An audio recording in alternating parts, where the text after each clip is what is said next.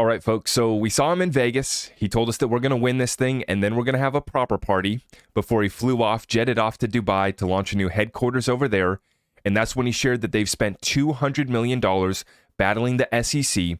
But now we know that Brad Garlinghouse himself, along with the team at Ripple, is demanding justice, not only for the XRP community, but for all Americans trying to create a level playing field in the digital asset space.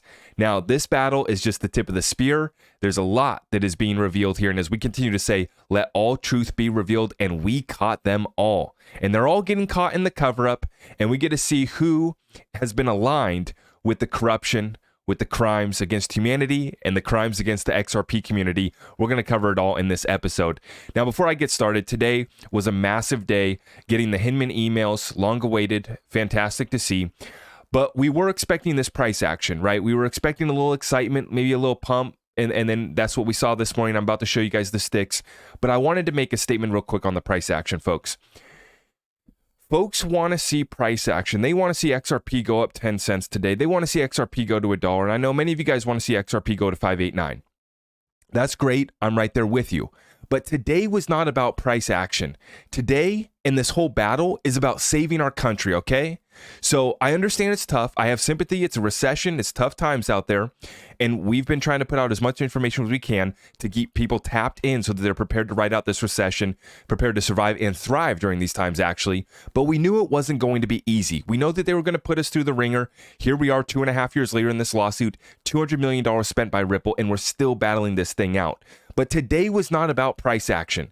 And so if that was you, which many of my audience, you guys are mature, you guys understand the battle underway here. It's not about moving the XRP price up a little bit. It's about saving our damn country. And these people are corrupt as hell. And so our day will come with the price action, right? And if you're not taking action right now, if you're not starting your side hustle, if you're not starting your business, if you're not figuring out how you can get a raise at your job right now to figure out how to bring more income in so that you can stack more suppressed assets before they reset the system, then that's what we need to be doing. While we continue to call out the corruption, while we continue to go through the Hinman emails and all the new documents that we got, and we put up this fight, and we're in the XRP community, while we wait for that price action, get your hustle up. Start your side hustle, start your business, get tapped in with our Discord community, and let's make money while we're waiting. It doesn't just have to be a hope and a prayer and, oh, when's the moon going to get right so the XRP makes me rich? That's inevitable. That's coming, guys. And hopefully you guys have an exit strategy and a plan for that, or a reallocation plan. You know, when are you going to start leveraging your XRP? When are you going to stake your XRP? What's the checklist that you're making so that you can do due diligence on the automated market maker so that you know you're not putting your XRP into a Ponzi scheme? That's what we should be doing now, along with calling out the corruption, continuing to apply pressure against our criminal mafia government in the form of the SEC while we wait for the price action. So if you thought the XRP was going to moon today, you're in the wrong mindset, okay? And you need to understand that this is way bigger than your little bag pumping a little bit. And I have sympathy. I want my little bag to pump a little bit too. Okay, but I don't need my pump to be based off hype, to be based off of some news, headlines. That's not what's going to move this thing and take us to paradise. It's going to be utility, and that is coming. It's already getting built out. The pipelines have been laid. What we're waiting for is this case to conclude, and then you're going to realize the veil's going to be lifted, and you're going to realize that there's been thousands of contracts signed to pre-allocate XRP. The XRP escrow accounts are not just being held by Ripple. Those are weapons of strategic weapons that are being used to distribute XRP to banks and institutions across the world before they have clarity, before they can announce these deals. And so when this veil is lifted, and then we finally realize, wow, we have clarity and we're about to be set free, it'll be too late to pick up your bags. The exchanges won't have liquidity. The exchanges are going to run out of XRP. And so don't get caught up in that mess. But we also got to be in the right mindset because we're not done. We are not done. And so we're going to go through this update tonight, but I wanted to make that statement about price action. Our audience is tapped in, our audience is mature, and our audience understands that they are corrupt as hell, and we need to save our children if we want to save our country, if we want a future for our children. It's very simple. So with that being said, let's take a look at the sticks as expected. When we get the Hinman emails released, we see this run up here, up to 56 cents, a little bit of excitement, okay, but then we bring it back down, and there was major selling on Bitstamp. Okay, major sell pressure came in on Bitstamp and they dumped this thing back down. So someone had this thing timed out. I don't know who it was. I don't really care because I'm not here for a 56-cent XRP anyways. And today was about exposing those who are corrupt as hell, who have committed crimes against humanity, and those that have stifled innovation within this country. And we're over the target and we're going to continue applying pressure. And we're the reason that these guys can't sleep at night. These guys are getting a little uncomfortable and they're getting caught in the cover up.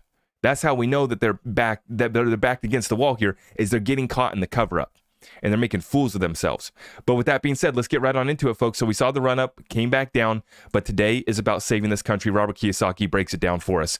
Sad times for America. Former President Trump, first president charged for federal crimes. Same time FBI can't find Hunter Biden's laptop, and Tucker Carlson fired for demanding, I'm not even going to say it, the list of the names to be released, which we still don't have, and it absolutely is disturbing, and it should concern every single American who wants to see a level playing field, who wants to see justice.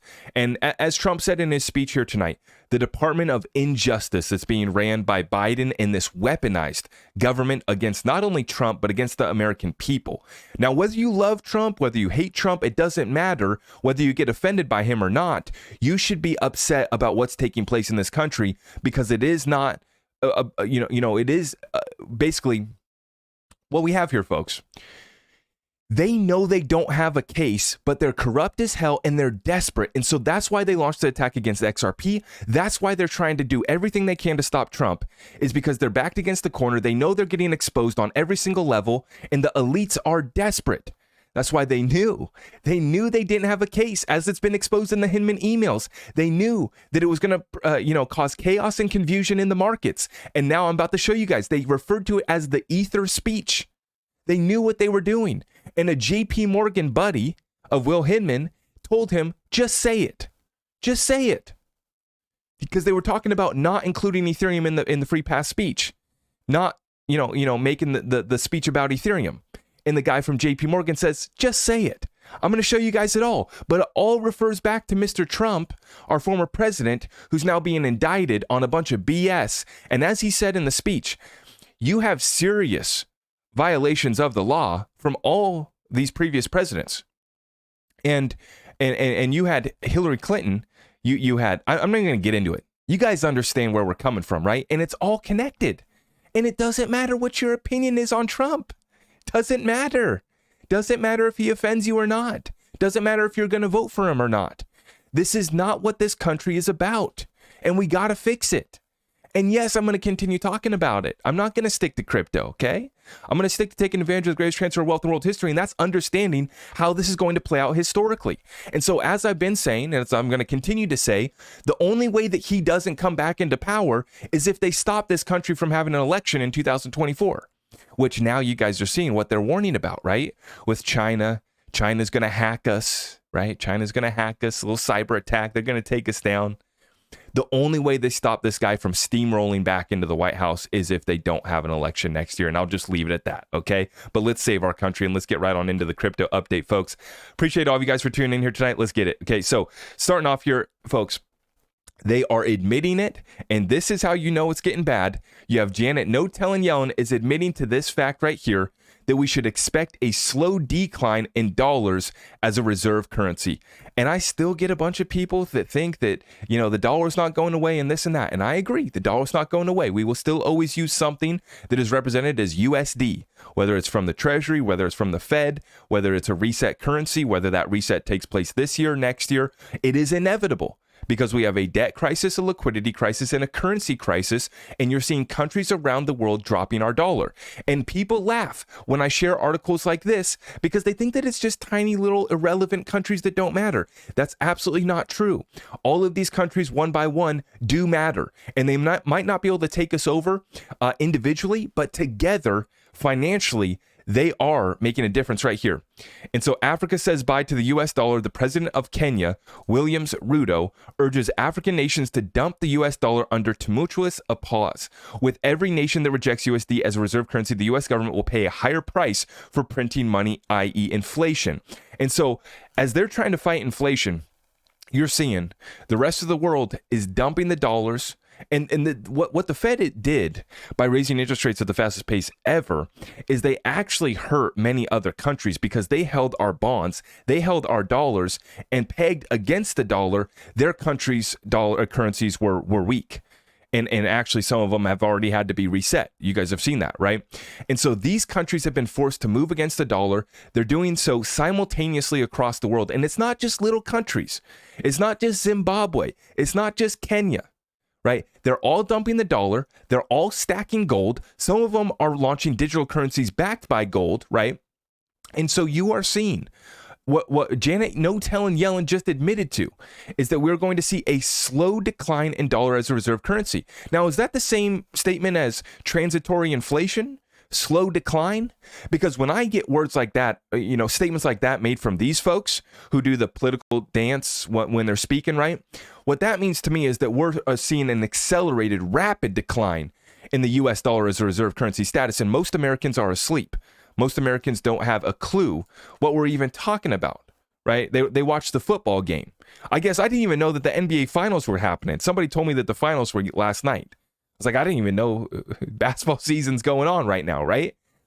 And it's funny, once you get out of that matrix mentality, and I'm not hating on all sports, sports have a role, I guess, for the kids and everything. But as far as the mainstream, the professionals and what they got everyone tapped into, just nonsense, right? Whether it's sports, whether it's the Kardashians, it's nonsense, right? And this is why most Americans don't have a clue what we're talking about in this session here tonight. They have no idea, and they're going to get completely left behind. And we're doing everything we can to reach out. The train has left the station. We're trying to pull people aboard. One by one, we're trying to save them. But most of them are too lazy to turn off the television, watching grown men chase a ball around or whatever the hell they're watching on the TV, right? While the rest of the countries are moving, they're taking a warlike posture. Even if we're not in a kinetic battle with these countries, when it comes to the financial currency war, they are definitely in a war posture. They are definitely moving as if they are at war with us. And they are dumping our treasuries and dumping our dollar at the fastest pace that we've ever seen. So let's continue to watch that, folks. Let's get into the cryptocurrency update today. We have this one right here. Did I skip? Oh, yeah, I skipped over. Okay, here we go. Meta lawman breaking SEC versus Binance hearing. The judge does not enter into the SEC's requested asset freeze order. Judge encourages parties to try to come to an agreed compromise order and report back on Thursday. The judge apparently caught on that there was no actual emergency. I am told the judge pressed the SEC lawyers on whether they had any actual evidence of Binance US customer assets being moved overseas. They had none. Round one to Binance and CZ. Now, I want to add to this too. The Hinman emails and what's getting exposed in this case is ammunition for everybody else. And we know that why they're not talking about the Hinman emails. It's because they partaked in the profits and the gains from the Ethereum free pass. But with that being said, what's being exposed in that case is making the SEC look very, very bad. And so when you got judges that are looking and they're watching this case over here while they're having to rule on this case, which in this example, is the Binance case, I would say that there is an effect being had here of exposing the SEC on one hand and the judges trying to be a little bit more fair. And they're asking, like they said, they pressed the SEC lawyers on any actual evidence that an emergency was here. But it looks like the customer assets are not being moved overseas. And so the judge does not enter the request to freeze Binance US's assets. Okay, let's continue to watch that one. They're going to be back on Thursday. Now, let's get into this XRP Ripple lawsuit and the Hinman emails, all the documents that came out today, a lot of exhibits, a lot of documents to go through. We're still going through all of them, and we're going to be going through these documents for the weeks to come. Plenty of content to make for our XRP community creators, so thank goodness we got that, right? But, folks, this is damning as hell. They're corrupt as hell. Check this out. Exhibit number 274, quote, admit that not every person who owned XRP on or before December 22, 2020 had entered into an investment contract with Ripple. The commission admits this request. And with the SEC failing to identify specific contracts, I'd say that's a Howie Prong failure. Thank you for sharing, Ashley Prosper. So the SEC Commission admits this request that not every person who owned XRP on or before December 22nd, 2020 had entered into an investment contract with Ripple. There was no contract, and the commission admits this request. But Jay Clayton wasn't interested in giving Ripple clarity. Recall, August 20, 2018, we have a memorandum right here. Meeting with Ripple executives. On Monday, August 20th, 2018, representatives from Ripple met with representatives from the chairman's office at the SEC's Washington, D.C. offices. Attendees for the chairman's office were Chairman Clayton, Bill Hinman, Sean Memon, and Brian Rabbit. Attendees for Ripple were Brad Garlinghouse and David Schwartz. The meeting began around 11 a.m. and lasted approximately 50 minutes. Garlinghouse and Schwartz spent the meeting discussing Ripple's businesses and technology. Representatives from the chairman's office occasionally interjected with questions. Excuse me. Towards the end of the meeting, Garlinghouse briefly noted that Ripple was in purgatory due to uncertainty as to whether XRP, the cryptocurrency with which Ripple is associated, is or not a security. Recall, August 20th, 2018, this is going to be after the Hinman speech, right? So this is why they went to the SEC's office and they're saying, guys, you are keeping us in purgatory. You just gave Ethereum the free pass. What is going on here? But in response, Chairman Clayton immediately stated that the meeting was not the proper forum for a discussion about the topic. He then asked Garlinghouse to back up from that issue and steered the meeting back to a discussion about Ripple's business and technology. Following further discussion of those issues, the meeting concluded with Chairman Clayton encouraging the Ripple executives to continue its ongoing discussions with the staff of the Division of Corporate Finance. And we know how that worked out. So basically the same thing that Gary's telling us right now. Just come on in and talk to us. Just keep coming in and talk to us. This isn't the proper forum to have a conversation. Just like all of these little mealy-mouthed politicians and SEC representatives and anybody else who works for the government in general, right? This softball conversation like, oh, this isn't the proper forum. It's pathetic. It's pathetic. Was it a proper forum for Bill Hinman to go out and tell the whole world that they didn't view Ethereum as a security? No, it wasn't. And we know that from the internal emails that we now have. But he still did it anyways. Why did he do it? Well, check out this one from Rob Cunningham. Dear XRP community, please meet Brett Redfern, executive free pass speech coach to Bill Hinman, former Coinbase, JP Morgan, and SEC associate. Brett's obviously an all-around honest broker and committed public servant. And what did he say? Well, take a look at this, folks. You guys can't read this. That's too small for you guys to read, but let me read this off for you guys. So it says right here, this is the 3 key elements for your digital asset speech. It's a great speech, but we think that a few points could help make it stronger. Primarily, first off, we think that up front it would help if you had added a disclaimer that the remarks focus on the 1933 Act, talking about the Howey prong, right? Howey analysis. As written, or actually the 1933 Act is the Securities Act, right? As written, the language remains vague as to whether ETH is a security. If you want to make an affirmative statement that is not a security, the language could be stronger, i.e., just say it, right? It's like Nike's slogan, just do it. This one from JP Morgan, buddy, to Bill Hinman, just say it, right? If you don't want to take an affirmative stance, we suggest using language similar to what you used for Bitcoin, the disclosure regime, to make it more consistent. Otherwise, it is unclear why Bitcoin references the disclosure regime and Ethereum primarily references resale activity. So right there we have it, folks. That you have a former guy from JP Morgan and Coinbase, funny enough, right? Why isn't Coinbase talking about these Hinman emails, right? But this guy right here, Brett Redfern, telling Will Hinman to just say it. Just say it, bud. Billy Bill, just say it, okay? Give us an affirmative answer, please. Help us out. You know that we're invested. You know we're going to take care of you, Bill. Just say it. This is so corrupt, guys. And huge shout out to the XRP community, Rob Cunningham, and the rest of us that have just continued. Like we're already going through this. We're going to be going over this over the next week, but it just amazes me how quickly we're just going through these documents. We find these key things right here, and we're right on these guys' ass every single day. It's just like, boom. As soon as we get the documents, give us a few hours, the Twitter sleuths, we're going to work together, and we are just right over the target, right on these guys, calling them out. Brett, where are you? Why? Why did you want Billy Bill to just say it? And we know why. We know why. We know where this goes. And now you can look right here, folks. This is what it's all about. Bill Hinman, subject, Ether speech, June 4th, 2018. This was the subject line of these emails. They were referring to it as the Ether speech. So obviously, there was an agenda at hand. Now, Lady K found this. Huge shout out to Lady K for finding this document. Like I said, the Twitter sleuths, the XRP community, we stay on it. And she says, did they forget to redact Jed's name on the last line because they redacted it twice before it? But I didn't know Jed was running all 3 validators when the 32,000 Genesis blocks were lost. Yikes.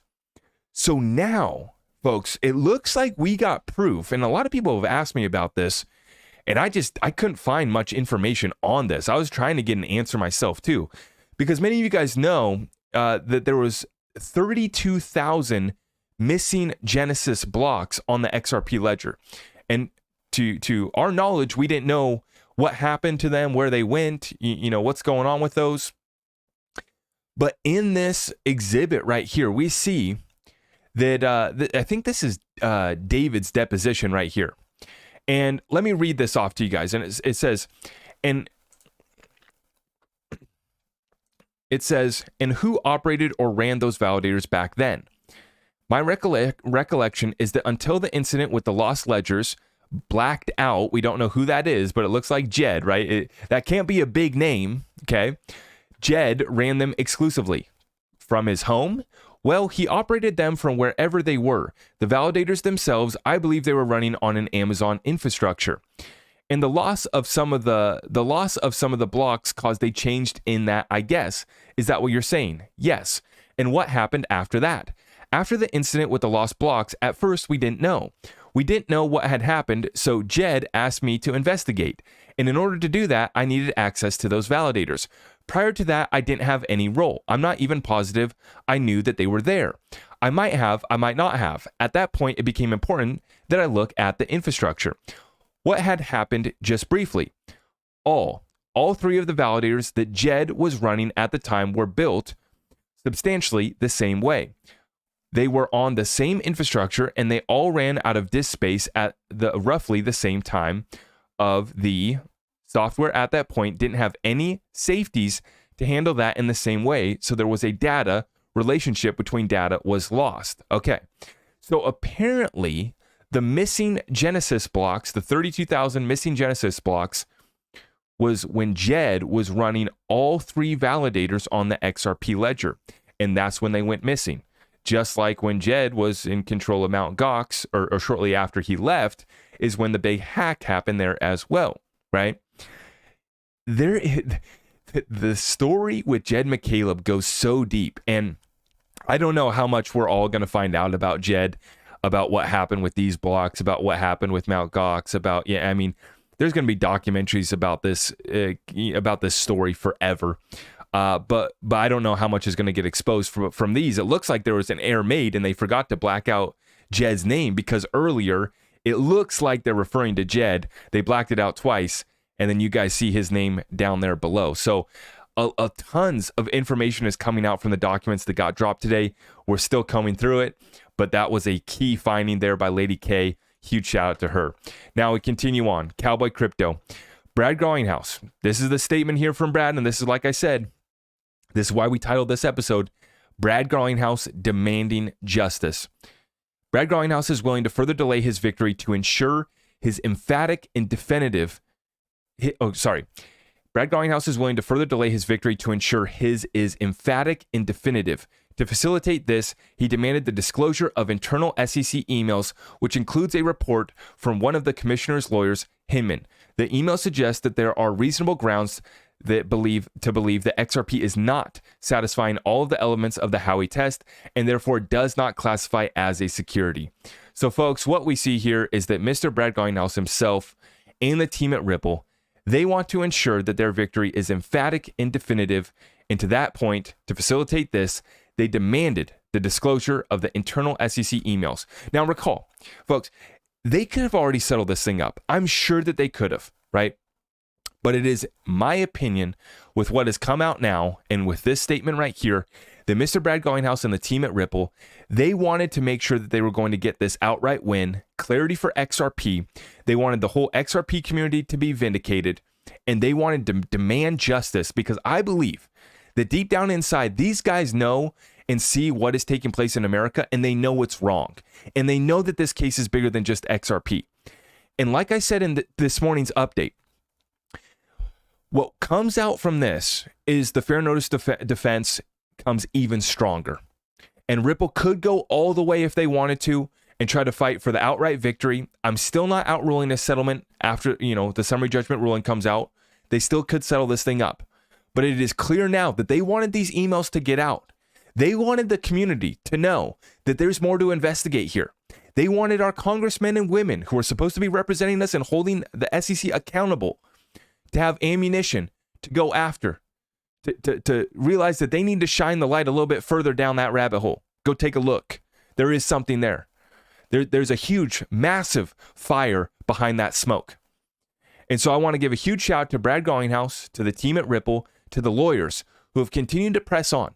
They spent $200 million. They put everything on the line, and they wanted to see these Hinman emails get released. And I believe that it's because they're not just here for clarity for XRP. They're here to save our country, just like you and me are as well. So God bless them.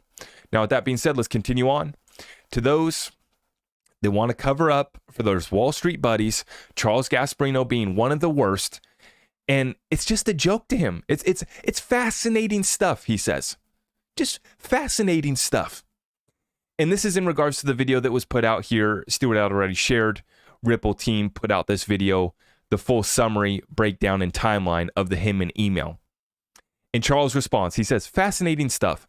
I know the knee jerk from the XRP community will be that this proves a fraud. It doesn't. It does prove Hester Pierce's argument that we need a safe harbor in crypto. We need to stop regulation by enforcement, and Congress needs to set digital coin ground rules now. Now, our good friend, Mr. Brad Garlinghouse, chimes in, and he says, I won't use the word fraud.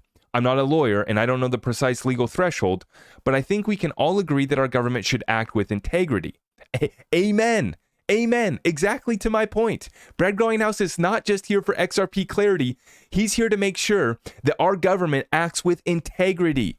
God bless him. The SEC, despite the industry asking for clarity, is actively approaching crypto in bad faith. Charles comes back. He says, I don't know about bad faith. These are bureaucrats working in a bureaucracy trying to regulate something totally foreign to its mission. Congress needs to step in ASAP. Well, then maybe that bureaucracy needs to be shut down. Or maybe they need to get the hell out of the way and say that they don't have jurisdiction. Instead of filing lawsuits like this, trying to regulate through enforcement on things that, like he's saying, maybe they don't even have the something totally foreign to its mission. But Brad comes back at him and he says, foreign to its mission, their mission literally is to protect investors. How is that happening here? It's absolutely bad faith, evidenced by the fact that the exact investors they purport to protect are trying to sue them. And he tags John Deaton. And folks, you got to look and understand how powerful this statement is. Brad Garlinghouse calling it like it is and tagging John Deaton, our good friend John Deaton, who is representing all of us in the XRP community, coming to Vegas, shaking our hands, taking pictures with us, and telling us that we're about to win this thing, and you guys see that he fought with Team Ripple to make sure that these Hinman emails get released. And he said, prepare to be shocked, and you're seeing him calling them out right now, that we all should be holding our government accountable and asking for them to act with integrity. And this 100% is bad faith. It is corrupt as hell. Brad, Team Ripple, and us in the XRP community are going to continue applying pressure against our government until we get our level playing field. America is not supposed to be ran like this. This is absolutely the opposite of what the opportunity was supposed to be in this country. And Brad Garlinghouse, as a Kansas boy himself, he knows, and it has to make him sick, just like it makes me and you absolutely sick and disturbed to see what is taking place in this country. God bless him. Now, I chimed in because Digital Perspectives, Brad Kimes has responded to Charles Gasparino's tweet there, and he says, "Oh, Charlie, Even the judge in the SEC Ripple case said on record that the SEC was acting in, quote, an unfaithful allegiance to the law. Don't try and recraft a narrative the SEC has worked so hard to hide. And I retweeted that. I said 100%. Come on in, Charles Gasparino. Your buddies are corrupt as hell. No need to dance around it. We need to save this country. And so, like I said, we're not here to pump up XRP. We're not here to just get clarity for XRP. We are here to save our country, and there is no time to be dancing around these issues. So, Charles, step it up, brother. Get your game up. I know you want to protect your buddies, but we have a country that needs to be saved right now, okay? You're not going to be impacted by this. You're still going to get your kickbacks. You're still going to get invited to go do buddy and have a good time with them at Wall Street, okay? You're not going to be impacted by this, but your children will be, Charles. So step your game up, and it's time to use your platform to call out these corrupt government officials that are holding back not just Americans, but humanity. When America moves, the rest of the world follows. And so we're holding back humanity with what is taking place here at the SEC. It's not just Americans that are being impacted. The damages don't just extend to Americans. They extend to all XRP community members and anybody else who's trying to use crypto DLT to improve humanity. They're being held back. The damages have been done, and the damages are massive. And it's not time for the DC dance, Charles. We got to stop that. We got to stop that. And to the rest of the puppets and the pawns of the talking heads working Fox Business and other mainstream media outlets, you guys know. You guys want some attention? You guys want some respect? Cover this case. And that's why you're doing it. Just like so many people that want to use the XRP community, because you know how strong we are. You know how powerful we are. You know how much money we got too. You know that we run real businesses. We're not like the rest of the crypto bros. Okay? We got money behind us, and we got motivation and inspiration behind us to fight our government until the very end. And all we want is a level playing field. It's not just taking care of us. It's taking care of the whole space and making sure that we still have that opportunity for our children. So do better, Charles. Now I'm going to finish this off by covering this one with Fred Rispoli, breaking it down here, folks. And this is what we've been talking about. Fred says, out in the field right now for work, and will elaborate later, but for everyone that is underwhelmed at the Hinman emails, remember to use your higher order thinking skills. And I'll tell you what, anyone who's underwhelmed by the Hinman emails hasn't read them. And I'll admit, I haven't gone through all of them yet, but from what I've seen, there's plenty there. There is absolutely plenty there. This is only what we have for this case. There is so much more that a congressional investigation and other cases can now dig for. And a huge shout out to Fred, because he's one who filed the case against Clayton and the SEC. He withdrew that, right? And that's just waiting in the sidelines. Like I said, we have lawyers, Fred, John Deaton, and others who are ready. They're standing here and they're ready to file their cases. We're ready to make our moves. We're ready to make our claims. Huge shout out to Jimmy Valley. We got to make our claims heard early, loud, and often. And Fred says, for example, think of what happened after the speech. You think no one asked Bill, WTF, you ignored everything we said. Tip of the iceberg indeed, and the credibility of the SEC is shot in the Ripple case. It's even easier in hindsight to see why rulings have been breaking for Ripple since Netburn and Torres read the emails, and both know the implications of what else likely exists, even though that type of speculation will never appear in an order. Right. So the judges can't put that out in an order, but what the XRP community is going to continue to do is we're going to take our congressmen and women, we're going to send them letters, we're going to keep putting out tweets, we're going to keep him in emails trending. We are going to win this case, and we're not going to stop there.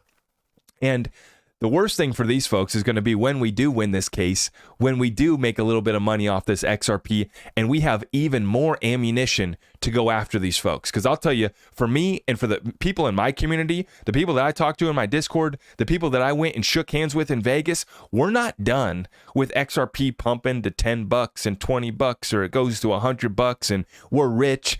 It ain't going to be Lambo time over here. Okay, we got a country to save. We have families that we're trying to take care of right now. And what's taking place in this country, all the way to the very top, is a pay-to-play scheme that is keeping out the folks that are actually trying to move humanity forward, right? All of the power, all of the money, all the resources is being kept within the confines of the elite scheme that you're seeing perpetuated by the SEC regulation by enforcement, by other three-letter agencies, by a weaponized regulators across the board, okay? And by a Department of Injustice that you're now seeing file an indictment against former President Trump. It's all connected. We caught them all on all of it, okay? And remain patient. Remain patient. Keep your eyes on the prize. And remember that this thing doesn't end with this case being a victory for us and us getting clarity. It doesn't end with XRP going to 589. We have to save this country, folks. So today, I was expecting a little bit of price action, but I'm not here for a quick pump and dump off the news, right? We're here to build utility that moves humanity forward. We're here to save our country, and we are right over the target. This is now the time when we double down, folks. We scour through the Twitter sleuths and the XRP community. We go through all this documentation, and we're going to continue to apply pressure. And folks, it feels so damn good to see all of this coming out, to be vindicated, and to know that we're making a real difference. We truly are. I'm not just saying that. I'm not here to just pat you guys on the back because, you know, we're having a little fun here. No. As you guys are seeing, it is my speculation that it's being impacted in other cases as well. And if the rest of the space actually got their act together and admitted that, yeah, we did profit off the Ethereum free pass, but what the SEC is doing is wrong, and the SEC doesn't need to be going after everybody, okay? There's plenty in the space that they will be able to go after because they did ICOs, they sold tokens as unregistered securities, and the sales do meet all prongs of the Howey test in many cases.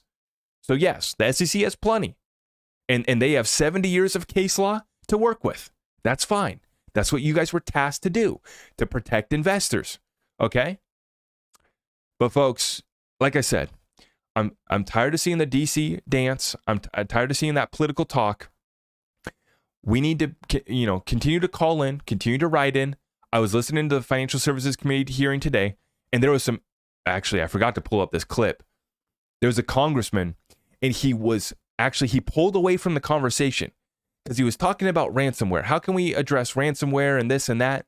And he actually pulled away because he didn't want to reveal classified conversations that he was having about how they were able to recover Bitcoin. And he reiterated the point multiple times that it was basically easy for them to get the Bitcoin back. But he's worried about other cryptocurrencies that are more focused on privacy, anonymous transactions, and how are we going to get those back? But the Bitcoin, that was easy. And he didn't want to reveal classified conversations that he was having in regards to that. I'm going to share that in another video. But folks, we have a lot that's breaking. Let's continue to double down. And God bless all of you guys. Victory is imminent. Take care. We'll see you in the next one.